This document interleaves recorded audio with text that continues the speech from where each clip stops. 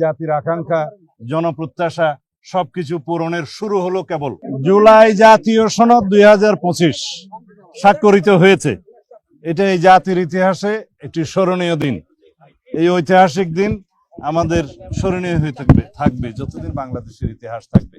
আজকে শহীদের আত্মত্যাগ, রক্তদান, এই জাতির আকাঙ্ক্ষা, জনপ্রত্যাশা সবকিছু পূরণের শুরু হলো কেবল।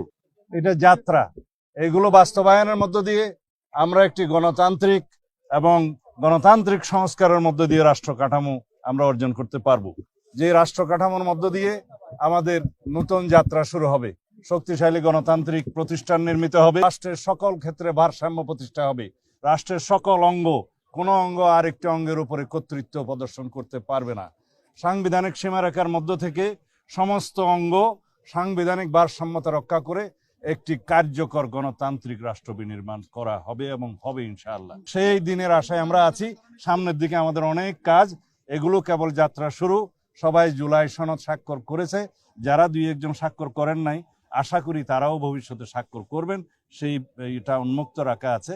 আমি এই অন্তর্বর্তীকালীন সরকারের মাননীয় প্রধান উপদেষ্টা এবং জাতীয় ঐক্যমত্য কমিশনের সকল সদস্যবৃন্দ এবং অন্যান্য সকল জাতীয় নেতৃবৃন্দ যারা দীর্ঘ আলাপ আলোচনায় অংশ নিয়েছেন তাদের সকলের প্রতি কৃতজ্ঞতা জানাই, অভিনন্দন জানাই। আর মিডিয়া কর্মী হিসাবে সাংবাদিক বন্ধুগণ, আপনারা দিন রাত পরিশ্রম করেছেন, আমাদের সাথে কাজ করেছেন, আপনাদের প্রতি অসংখ্য কৃতজ্ঞতা জানাই। কি প্রক্রিয়া হবে সেটা নিয়ে আলাপ করতে আপনাদেরকে আবার বসার আহ্বান জানিয়েছেন প্রধান উপদেষ্টা আজকে বক্তব্যে। প্রক্রিয়াটা নিয়ে তো বলেছে যে আবার সাংবিধানিকভাবে আর্টিকেল 65 এর সাবসেকশন 2 তে বলা আছে বাংলাদেশের প্রত্যেক আঞ্চলিক নির্বাচনী এলাকার মধ্যে সরাসরি প্রত্যক্ষ ভোটের মাধ্যমে 300 জন জাতীয় সংসদ সদস্য লইয়া জাতীয় সংসদ গঠিত হইবে। 3 এর মধ্যে আছে হলো যারা মহিলা মানে নারী সদস্য থাকবে।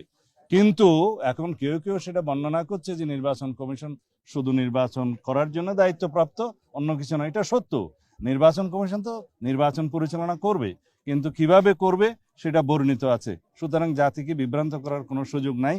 মাননীয় প্রধান উপদেষ্টা তারপরেও যদি আলাপ আলোচনা করতে চাই, আমরা আলাপ আলোচনা বিশ্বাস করি।